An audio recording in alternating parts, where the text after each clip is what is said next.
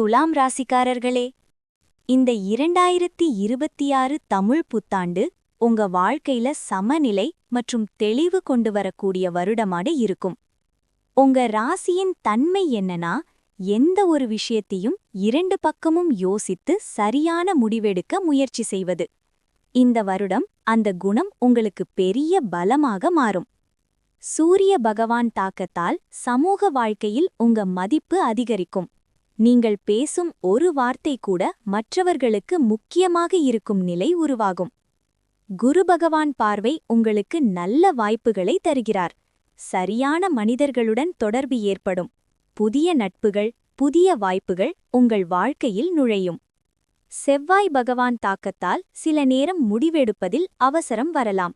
ஆனா துலாம் ராசிக்காரர்கள் இயல்பாகவே யோசித்து செயல்படுபவர்கள் என்பதால் பெரிய தவறுகளை தவிர்க்க முடியும். சனி பகவான் தாக்கத்தால் உறவுகளில் சிறிய சோதனைகள் வரலாம்.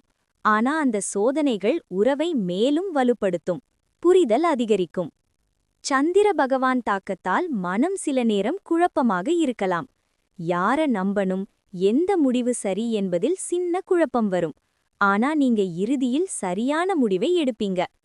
ராகு கேது தாக்கத்தால் வாழ்க்கையில் சில எதிர்பாராத மாற்றங்கள் வரும். சிலர் உங்கள் வாழ்க்கையில் புதிய பாதையை திறந்து விடுவார்கள். இந்த எல்லாவற்றையும் சேர்த்து பார்த்தால் இந்த வருடம் துலாம் ராசிக்காரர்களுக்கு சமநிலை கற்றுக் கொடுக்கும் வருடம்.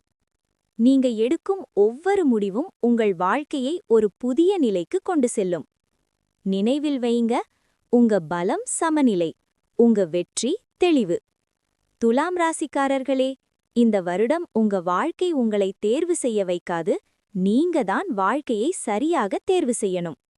நினைவில் வைங்க, சரியான சமநிலை இருந்தால் வாழ்க்கை எப்போதும் முன்னேறும்.